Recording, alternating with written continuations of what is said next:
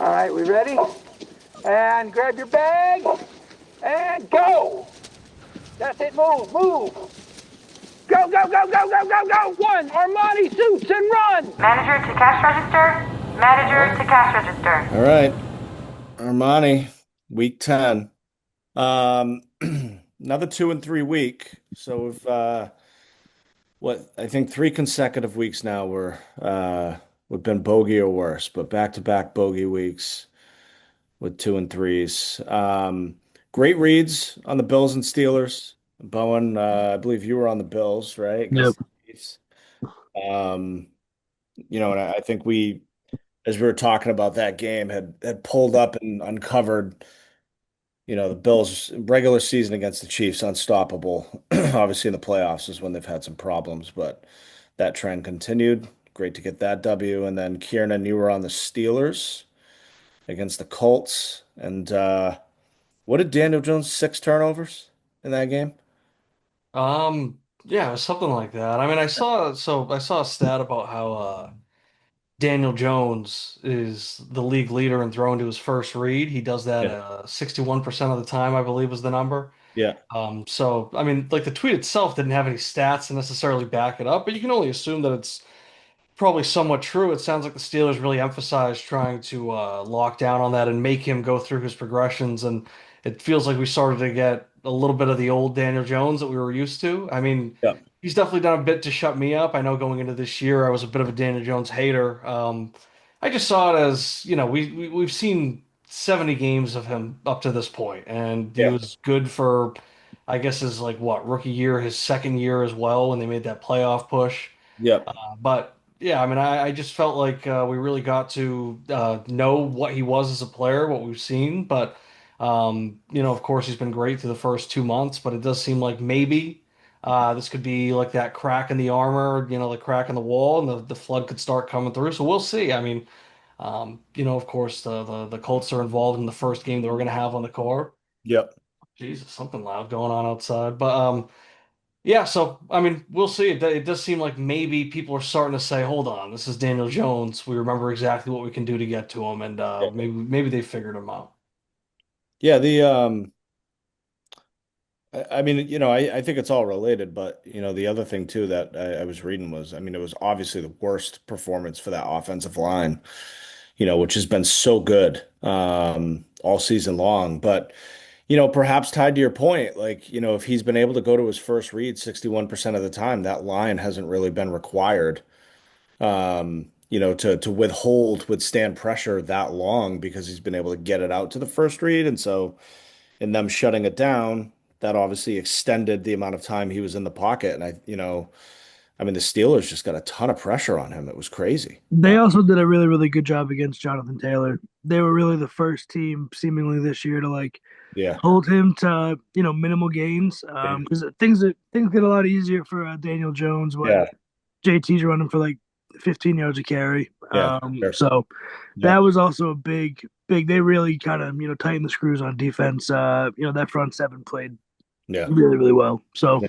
Yeah. yeah, it was surprising to see the Steelers kind of. I mean, I guess not surprising because they have like Cam Hayward, TJ Watt. Like you expect those guys to play really, really Yeah. well, but they hadn't really all year. So seeing it kind of come to fruition for that game was, a little scary almost. The Steelers looked, like a real squad. So Wasn't surprising to us because we were on yeah, them. yeah, The And then my pick, I had the Texans and against the Broncos, and I mean that looked like we were going to be in that pick from the jump. Things were looking really good with how that game was playing out, and then CJ Stroud scrambles up the middle, slides, takes a hit, um, knocks his head against the turf, and he was done. In comes Davis Mills, and even for a while with Davis Mills in there, I was kind of like, oh, hold on a minute, like might actually pull this one out. But Broncos just found a way, and we weren't able to get the cover. So tough luck there. Can't predict a big injury like that, but it is what it is. And then the other two picks, we're on Man Campbell, and they just they just seemed to get overwhelmed. I mean, talk about pressure. That was one, Goff seemed like he was under pressure all game. Just not really able to get anything going on offense. And JJ McCarthy looked, dare I say, good. Um, I and think he then looked all right. I don't know if he looked good. Even like that throw to was it that game the throw to Naylor to like put it away? Like that wasn't even yeah, like it's like a great catch by Naylor, but it was like kind of an ugly throw. It was a bit of a duck. yeah. Well, he got the job done, that's for sure. But Yeah. that was a pretty complete performance from the Vikings. Pretty and surprising. I mean, I thought the Lions were, definitely going to have their way with them. The Lions seem to have a cut. Like it seems like whenever they lose, that is kind of how it goes, though. It just Yeah. seems like Yep. maybe everything seems to be out of sync, and Yeah. Goff seems to be getting hit a lot, and they just kind of can't get those passes complete, and they can't really make those plays happen like they usually do. So, I mean, I Yep. think it was just maybe a mixture of the familiarity with Brian Flores. I think they've typically done pretty well against Brian Flores, but Brian, like when Flores likes to dial it up and really bring the blitz. I mean, that's what Yep. that's when the Vikings defense seems to thrive. So. Yeah. Yeah, I think it was just kind of just one of those games where one team brought their A game and the other didn't. Yeah. Yep. And then the other loss was Costanza. Costanza drops his first loss of the season. Had been 2-0 coming in, but we were all in Seattle. Um, automatically flipped a pick to the Commanders, and I mean, Seattle just completely overwhelmed them. I mean, that just like that wasn't even close. And then, obviously, the big story of the night was the Jaden Daniels injury, but that game was well out of hand by then, which makes it even worse because he didn't need to be in there. But Seattle looks good. And, hey, credit to us. We did have the right read, but you got to respect the rules. Um, and yeah, so be it. It's worked well for us twice. Didn't work that time, but I still think over time, the Costanza rule probably wins out. So I will um, say, I mean, a lot of people like PFT was like big on it, where it's like, why was he in there? Why was he in there? Nobody was talking about that until the injury. I mean, like it's just one of those things. Like it's so much easier said than done. yeah, yeah, But it's yeah, like this is a team that they just got him back off of injury, and I yeah, think they were probably just looking for a little bit of positive momentum to try and get some yeah, reps in. You can only get so many reps done like throughout the week in practice, and yeah, when you're missing so much time and you're already kind of behind the eight ball with your record to begin with. Yeah, I think they were just looking to maybe just get a touchdown, and they were knocking on the door right there, anyways. And I think yeah, they ended up scoring that drive too when Mariota came in. But yeah, I mean, I didn't see people like clamoring to take him out at that point, like on Twitter or anything. And then, yeah, of yeah, course, when a guy gets hurt, but it's the same thing. Like when a guy gets hurt in the preseason, it's like, whoa, this is why the preseason's stupid. It's like, well, I mean, the guy could tear his ACL. I mean, They Aaron Rodgers they tore his need the Achilles on the reps. first play of the game. Does it matter if that Yeah. was a week prior in the preseason or not? Like, Well, and then people say that, but then at the same time, like there were a couple years where we started to see really slow starts from offenses in particular, and coaches even acknowledged that, like probably not getting enough game reps in the preseason. Like that's why it exists, and yeah, I mean, yeah, I've been in favor of, making the preseason matter, like, you should be yeah, playing because I do think also there's just conditioning of the body where, I mean, yeah, if you yeah, sit for all those weeks and you do nothing to kind of get your body ready for real game action, even if it's just like a drive or two in the first quarter, it's like I don't think that necessarily saves you from not getting hurt in that first month. yeah, yeah, yeah. But no, I agree. I mean, I'm sure the thinking probably was like, we just got him back. Let's get those reps in, get that positive momentum. And, I'm sure if they had pulled him out, like people would probably be pitching like, Yeah, oh, they'd be like, oh, they're quitting already. yeah, exactly. Exactly. So, yeah, but, all right. So we're 23 and 22 overall. So, despite, the last 3 weeks, obviously you had 3 weeks ago and been sitting 18 and 12. Have had three losing weeks, but still over 500. And, as we always say, we're one 5-0 week away. So, we do that here and we're 28 and 22 and 6 games over 500. So we'd be right back where we were a month earlier. So, um, let's get it done. With that, should we head into the week 10 picks? Yeah. All right, so we'll start first. We got the international game in Berlin, Germany. It's the Falcons and the Colts. The Colts are 6.5 point favorites. Kiernan, who is this week's foreign correspondent? I'll do the big reveal when I share my screen. I'll make sure to turn the sound on. Let me know if you guys can't hear it. Obviously I haven't been able to do a test run, but I do think this has worked in the past. So Just make sure when you hit share screen, there's a little button to yeah, select. share sound. Yep. All right, content only, screen one.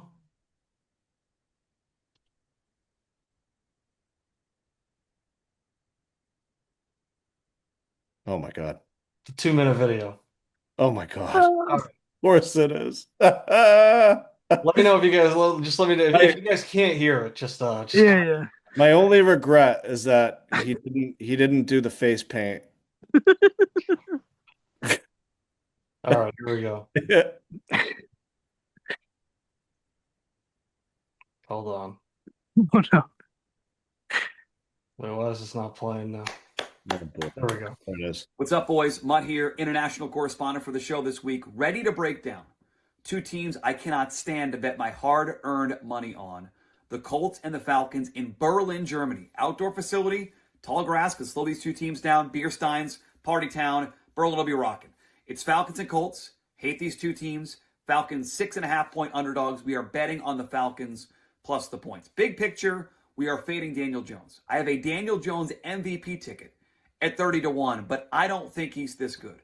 And off the turnovers last week, which we'll get to, I'm fine going against him here in this spot. Neutral spot on the road against a good Atlanta defense. Injuries for the Colts. Buckner's going to be out of this game. Yes, I took notes. Samson Ebukam, who Jason Witten loves to pronounce his name. He's not going to play. It doesn't look like. Did not practice on Thursday. Defensive line banged up for Indy. Atlanta can move the football. I thought Atlanta played well against the Patriots last week. Just too much Drake May. I don't trust Daniel Jones to make those same plays that Drake May was able to make. Atlanta's defense, top 10 DVOA, will get pressure on Jones, will stop throwing at Jonathan Taylor, and force him into mistakes. Here's a crazy stat from Action Network, okay? Teams off 6 turnovers the following week as a favorite at home or neutral site. 14 times it's happened. 2, 10, and 2 against the spread. So it's a fade spot based on the turnovers last week for Indianapolis. So do I like these two teams? No. Do I want to bet on these two teams? No. But it's Atlanta plus the points. The only bet I could make in this spot, in this terrible international game. But now I have to bet it. So I'm talking to you guys about it. Now I have to go bet on Atlanta plus 6.5. Next time, give Keefe the bad international game. Give Rico the bad international game. Why do I get this one? Falcons plus the points. Bonus pick. Kyle Pitts, anytime touchdown. Good luck, fellas. See you. The Kyle Pitts at the end is like a chef's kiss to you. Oh, it's music to my ears, man. That is right up your alley. That was electric. That was great. That is a professional video. Oh, he's a total pro. He is. And He I is. mean, for what it's worth, I like the pick. I mean, I just, Yeah. anytime that it just seems like it's too many points, and I think that's exactly what this is. But just to what he was saying with the stat, and it's like you were saying, Tristan, as well, when you were bringing up Daniel Jones's turnovers. I think it's one of those where sometimes you can try and spot the outliers, right? Like, even though with that stat, right, he said 14 games, it's only covered twice. There's still going to be times over the course of history it's going to cover again. But I think when you're looking at it and you're trying to find those spots, this is not one of those where they could kind of bounce back. I think this is exactly the nightmare type of matchup that a team like that could run into where you're not going to get like a cupcake defense following up. It's not like, okay, here's something that's like soft serve for us to try and, just get some easy ones. This is a good Falcons defense, and I think that they can bring the same amount of pressure, the same heat that Pittsburgh brought last week, and I think it could be more of what we saw this week. I I love the pick, and I agree with him too. Of like, you know, Falcons looked good last week. This is a good football team. They've got a lot of really good players. Um, it is a good defense, but offensively as well, they can move the football. So I like this read. Yeah, I agree with everything you guys are saying. I mean, my only note here is what a lineup that we've built for the foreign correspondent so far. I mean, Keith, Mutt, and the Gabagool guy. I mean, The gabagool. it's. I mean, as far as that goes, I mean, Yeah.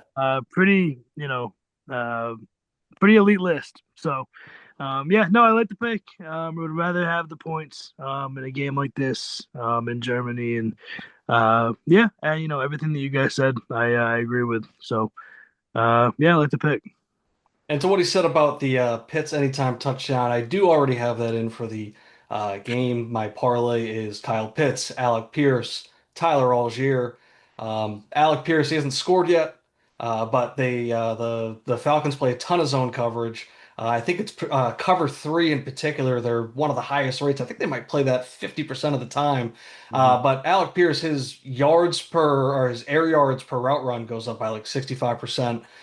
When facing cover three. So I think it is going to be one of those where, even if it's only once or twice, I think he's at the very least going to get some downfield shots. He's going to have some opportunities to try and punch one in downfield. But at the same time, like I saw somebody on Twitter saying, I think that Adonai Mitchell trade, them phasing him out and then eventually trading him, I think it does have more to do with Alec Pierce's emergence over the last 2 years than it necessarily does with him fumbling the ball on the 1 yard line. I think it was more just they realized, hey, we drafted this guy that's kind of an athletic freak and everything, but we might have already had that under our roof with Alec Pierce. And, Alec Pierce has been really good these last 2 years. So, Yep. yeah, so I have him and then Tyler Algier as well. He's really good outside zone.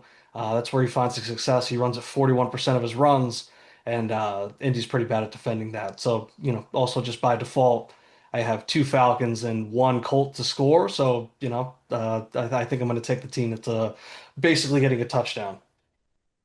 I like it. And if you add those three to the four pick touchdown parlay that you had set earlier, It's not how we do it. It's the Fazio floor. You got to stay disciplined. I understand. I'm a numbers guy, so I just want to share the numbers. A $10 bet would yield $48,873 dollars and 82 cents. So Sounds pretty good. for Could be a anyone, hell of a weekend. could A be hell of a weekend. a hell of a weekend. Would be renting a Sprinter van up to Monday Night Raw, Kiernan.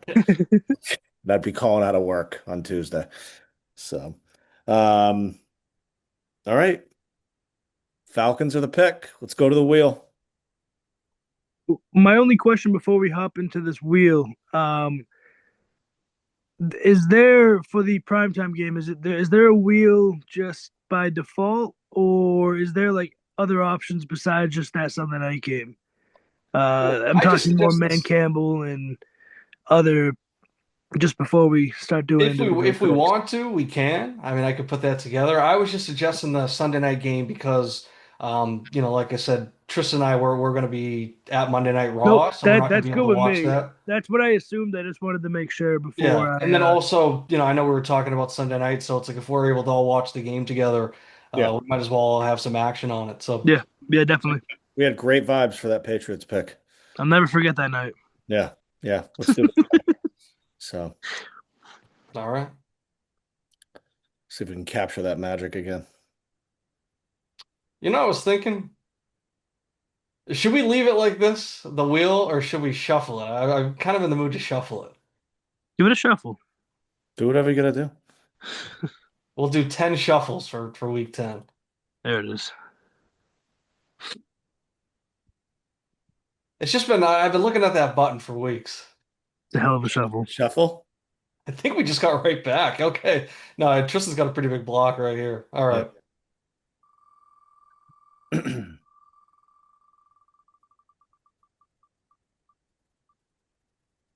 Wow. All right. Okay. All right. We are gonna go back to the well with man. I'm taking the Lions -7.5 over the Commanders. Jared Goff and Dan Campbell, 21-8 against the spread off a straight up loss as a duo. They've won and covered 12 in a row dating back to November 1st of 2022. Dan Quinn entered 2025 2-0 against the spread with a backup QB, both times with the Falcons. But this year he is 0-2 straight up and against the spread with Marcus Mariota. Um, they score a little over 8 points less per game with Mariota. He's lost 6 straight starts outright when listed as an underdog. I just see this as a great bounce back opportunity for the Lions. Um, Obviously, don't want to lose two in a row. I think they're going to want to make sure that they win in impressive fashion, really find that rhythm again, which, as we were talking about earlier, just last week, things just seemed off. I think there's going to be attention to detail this week. They're going to look to come out, make a statement, get that offense roaring again. And, I think with the Commanders coming off an embarrassing, loss, losing their star QB, great spot for the Lions to just come in, take advantage, and roll. Lions, Yeah, 7.5. I mean, this is the exact moment where, like, back against the wall, like you just hop on the man's back and just let him take you where you need to go. Um, you know, I mean, this is a bounce back spot, like you said. Um, I think the Lions come out, play with a lot of pride, and I think they just smoke them. I don't think Marcus Mariota with Debo Samuel and kind of like a ragtag group around around those guys will be able to keep pace with what I expect to be a pretty big day for the Lions offense. They are one of the top teams, like team total projections wise. I think they're like right around 30 points for the week. So they should be putting up a lot of points on the board. And yeah, we'll have to pick a lot. They were if you didn't pick them, yeah, I was gonna pick them. So that's man was getting picked regardless. I figured. Yep, yep. You guys just can't keep yourself away from them. That's all. We can't. We can't. That's all right. I'm a sicko for man, dude. I just can't. I can't stay away. I think in a way, I mean, I do think that is kind of why we installed the man camp rule to begin with, anyways, because it's like, I mean, there's already like more than a 50% chance he's going to be on the card regardless, so we might as well just Just make all roll. parties happy. I mean, and again, I'm not going to complain about betting on Dan Campbell either. I mean, big favorite, that's just typically not my style, so I tend to just not even look too closely at those games. But of course, when I go through looking at the touchdowns, I think it's a good spot. Sam Laporta, Jamison Williams, I'm blanking on the offensive. John Morton, had the offensive coordinator, is talking about he wants to get Tesla more involved as well. And I mean, coming out of the bye, they were saying that about Jamison Williams. Sure enough, I mean, he was pretty quiet for a good chunk of that game, but he did eventually score pretty sweet touchdown. But if that seems to be just how John Morton goes about it, hey, I'm going to get this guy more involved, and suddenly he does, then, could be exciting.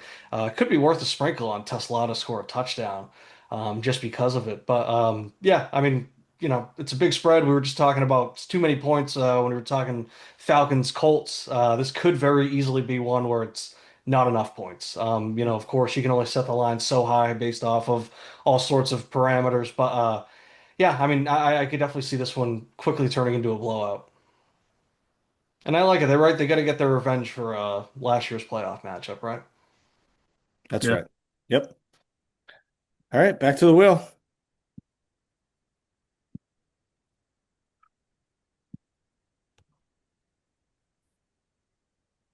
Give it a little, really mix that up.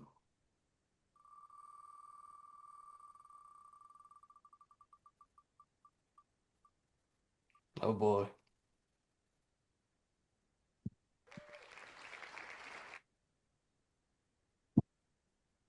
Give me the Bills again. Minus 9.5 on the road, in Miami. Uh, I love what I saw from the Bills last week. I see this as a spot for the Bills to really just beat up on a team that they historically, in the past, since Josh Allen's been there, they just dominate.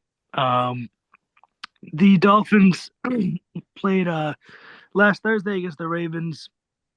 Didn't show anything really of promise. Their GM got canned since they last played. Uh, I don't think this version of the Dolphins team that we're seeing, and the version of the Bills team that has been shown the past few weeks.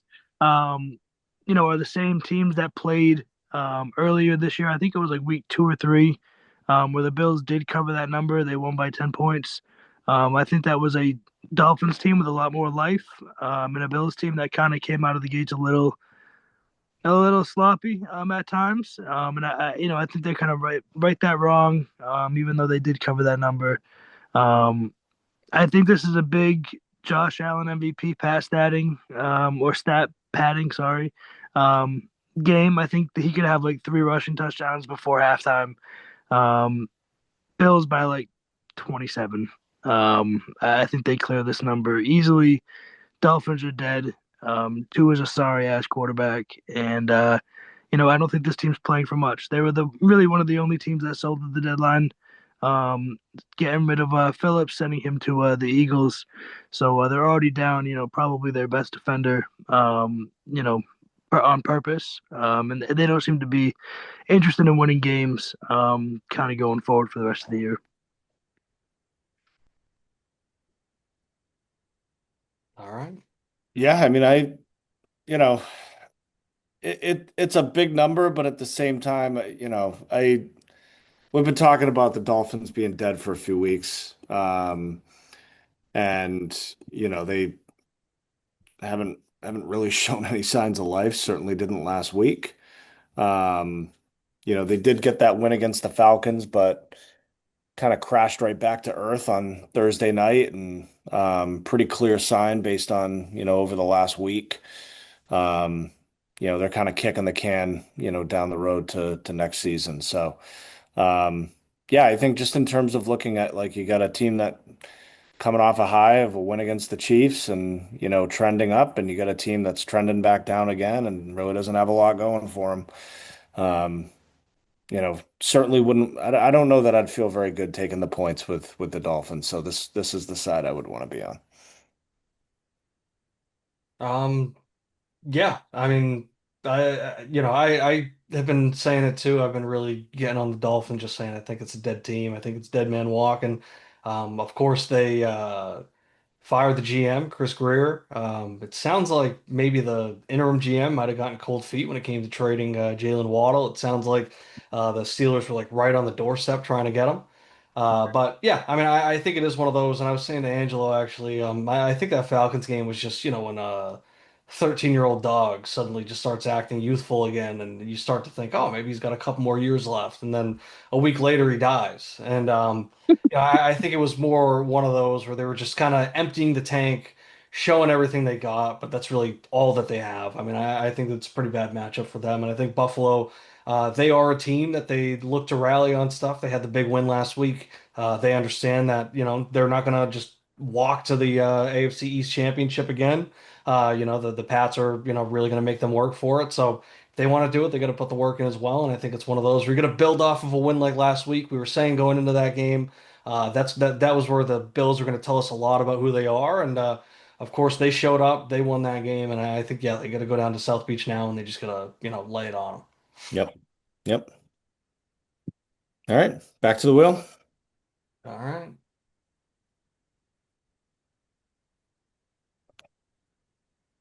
Give it a shuffle. Yeah. I could. Now, why were those names moving? They're all the same. Why could they just? Uh,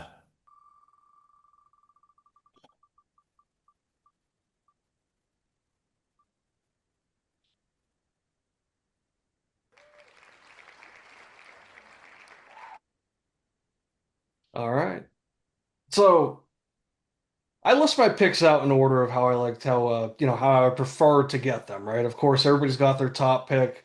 Sometimes the two and the three can be interchangeable, and sometimes all three are basically the same. I had a pick that I really, really liked, but at the same time, sometimes when I fall too in love with a pick, that's a little bit of a red flag. And I was starting to kind of feel that way. I was starting to feel like maybe this one was too easy.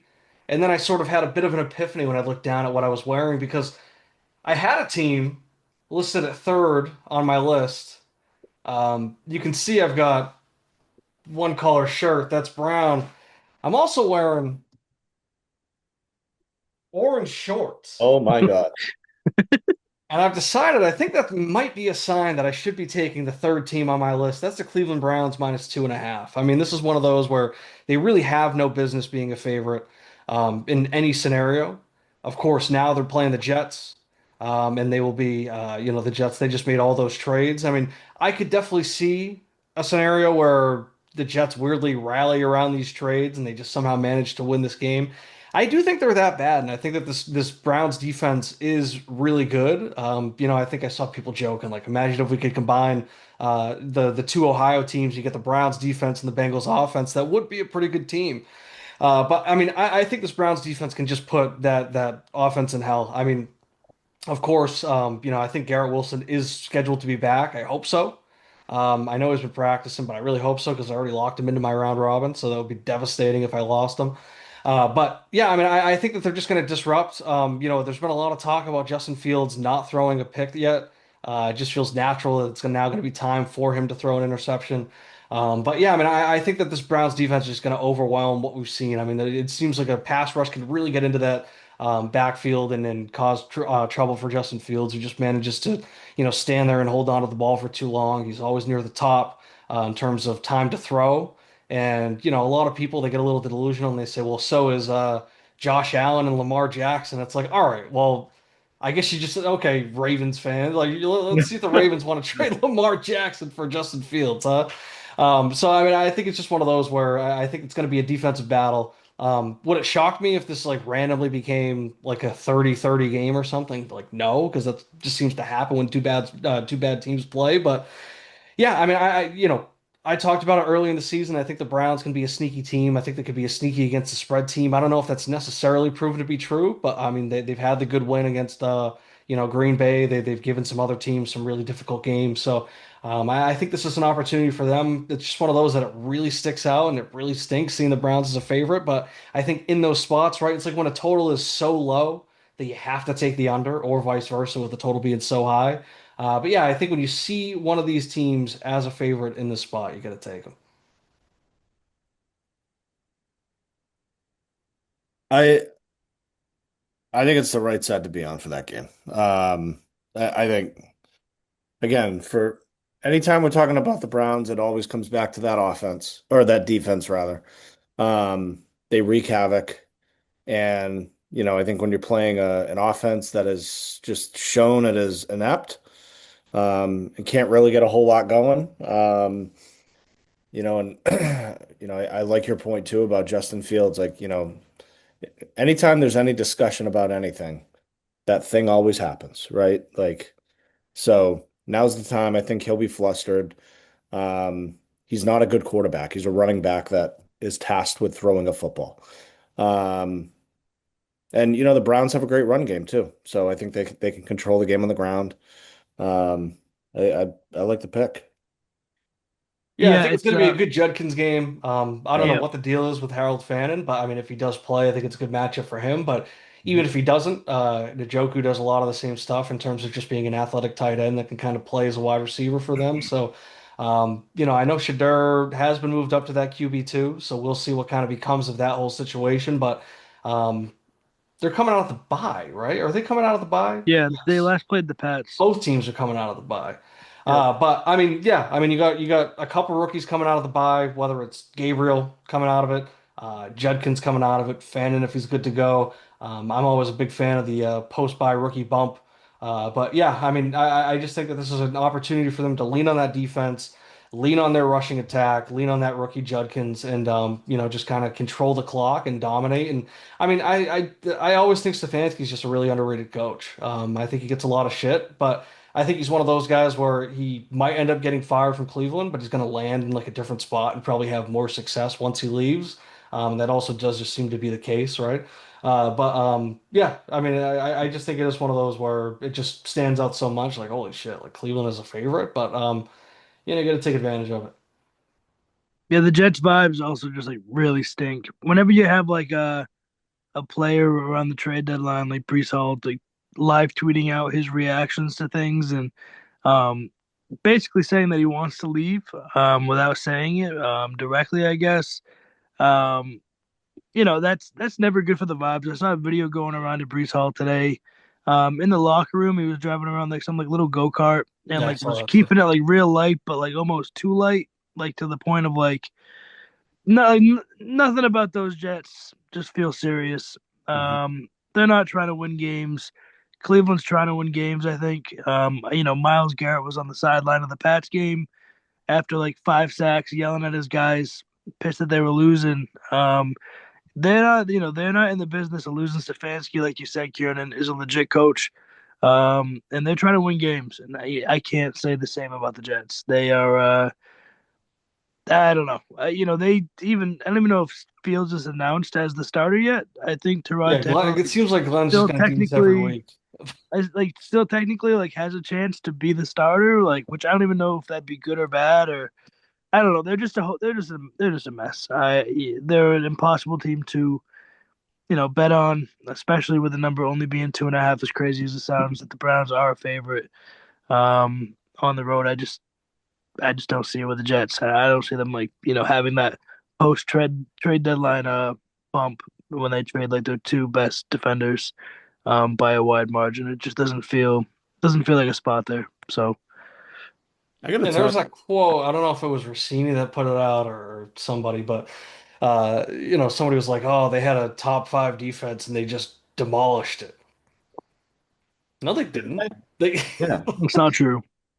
And that's been my big thing too. Like Sauce Gardner, I just think is incredibly overrated. I mean, I'm sure he'll step into a much better situation with the Colts, much better team, and look pretty good. But I was tweeting the other day, I think he's more of a Brandon Browner, and people talk about him like he's Richard Sherman. I mean, the guy just grabs and holds on everything, and he manages to get away with it.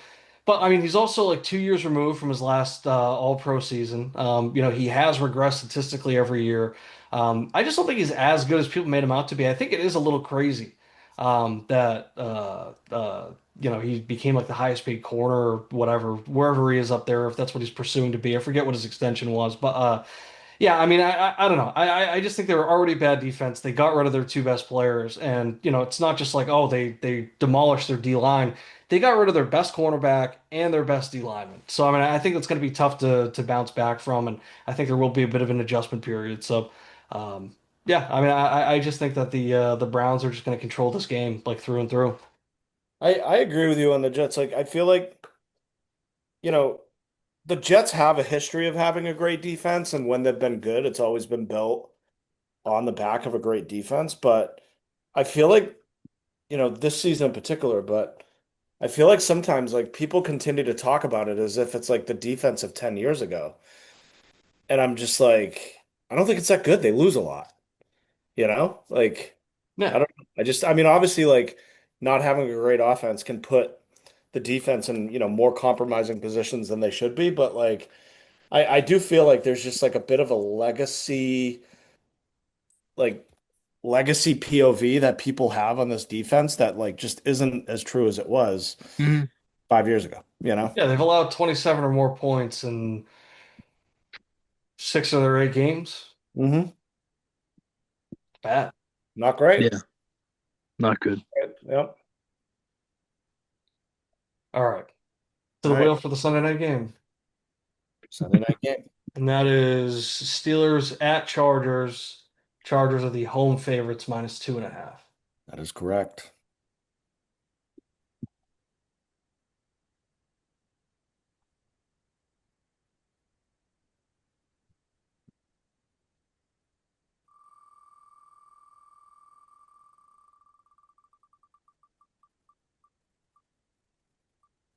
Oh, all right. Taking the Chargers minus 2.5. Um, last couple seasons, Rodgers is 2-5 against the spread in night games, uh, including 0-3 against the spread as an underdog. Um, on the other side, Justin Herbert, and I feel like this is a stat we've talked about in the past, but tends to be very good in night games. They're on a 5 game against the spread win streak in night games with Herbert at QB. He's 16-9 ATS overall at night. Has covered by an average of 3.7 points per game. I do like the spot for the Chargers. I know that game against the Titans last week was probably like a little closer than it needed to be or should have been.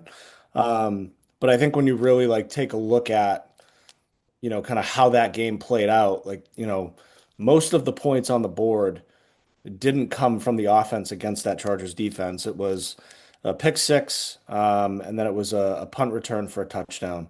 But after that, the Chargers just kind of took over the game, and did what they needed to do. Um, I also think, we talked about the Steelers earlier, and all the pressure that they created against Daniel Jones. Very different quarterback in Justin Herbert, who's very mobile, which I think is going to make him more dangerous against that pressure. So I see this as a bit of a reverse bounce back for the Steelers. I like the Chargers in the spot, -2.5. All right.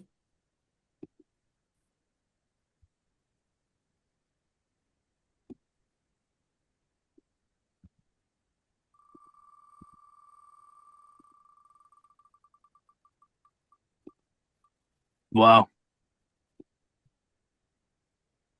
I mean, never a doubt. crazy. Um, yeah, I like the Steelers side here. Um, I think it might be a square pick, just in the sense of recency bias.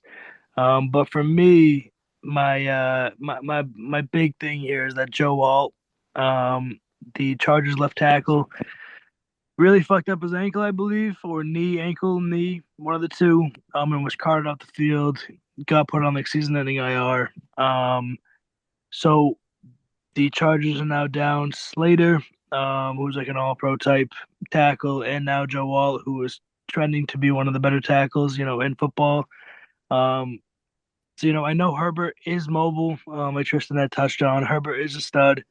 Um, but they were having sack issues and keeping him upright before this Joe Wall injury, and I think this is just a really bad matchup with who the Steelers have on that defensive line. They have pressure from up the middle with Hayward, and they have pressure with TJ Watt obviously on the outside. So I think this is a spot where they won't have to bring more than four to get a lot of pressure on Herbert, and they can kind of do their best against those receivers, and try to just get get Herbert down, quite a few times. So, like I said, I think it might be a square pick. I think they're begging people to take the Steelers a little bit. I think a lot of people will be on the Steelers, but I like the Steelers with the points here. Just because I think Herbert might be in for a long night.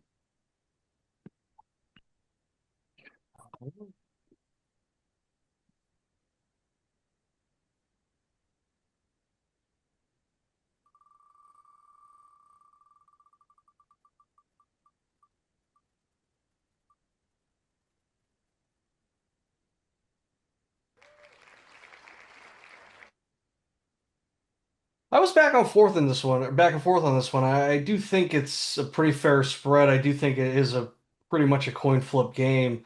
Um, I saw the same stats, Tristan, just Herbert in night games, Rodgers in prime time, all that stuff. I just feel a little bit like when you approach the roulette table, right? And you see that blacks hit X amount of times in a row. Do you bet black once more, or do you go away from it and take red? Um, I'm going away from it. I mean, I know that their records are kind of they suggest going with the Chargers, but I just agree with everything that Bowen said. Where, I do think that Joe Alt is a massive loss, and I do think against a team like the Steelers, I can bring that heat. I think that that's a bad matchup you want to run into that first game after losing them. But yeah, I think that they can just play it through the run game. I think that Jalen Warren can be in line to score one, maybe two touchdowns. I would love to see that. I love doing that in the primetime games. But I think this is just another game where they can go back to those tight ends. They love throwing to the tight ends. They love getting Jonnu utilized. It seems like Jonnu kind of gets busy early and then he starts to fade away throughout the game. But that's where Freiermuth comes in downfield. And then they really love forcing it to Darnell Washington around the goal line. Anytime they're inside the 10, they're like, guaranteed to give Darnell Washington a look in the end zone. They just have him go out there, get to the goal line, and box out like he's trying to get a rebound. But Yeah, I think it just matches up well for how the Steelers like to play, one on defense, and what we saw them do against the Colts last week, but also how they like to play and how they like to win on offense. I think it's just a good matchup for them. So, in a coin flip, I'll take the points. I also did see another set that I had. I don't think you said this one, Tristan. Um, Harbaugh, he's great on the East Coast. Mm-hmm. Let me see. Yeah. Yeah, Harbaugh's 17-3 straight up on the East Coast, but the game after the East Coast trips, he's just 1-4-1 against the spread over his last six. Hmm. So he travels well, but when he gets home, there might be a little bit of like a jet lag in play or something. But so there is at least one positive trend there for the Steelers. But yeah, I think it's just one of those where a lot of these signs are kind of pointing to the Chargers, and you kind of pull a Lee Corso, not so fast, my friend. I think the Steelers, I think they're in a good spot to keep it rolling. All right. Steelers are the pick. Um, let's recap them. So we got Mutt as the international correspondent. Uh, the Berlin game, he is on the Falcons plus 6.5. Kiernan, you're on the Browns minus 2.5 against the Jets. Bowen back to the well with the Bills minus 9.5 on the road in Miami. I am on the Lions minus 7.5 against the Commanders in a bounce back spot for them. And then Kiernan and Bowen solidify the Steelers plus 2.5 on Sunday night against the Chargers. 5-0. 5-0. Let's get to 28 and 22 overall heading into week 11. That'd be great. That would be great. All Word. right. Kiernan, what time do you leave tomorrow? I'm probably leaving late because I got to work. So, Yeah. I'll probably just wait a little bit after work and try and knock that traffic down a little bit.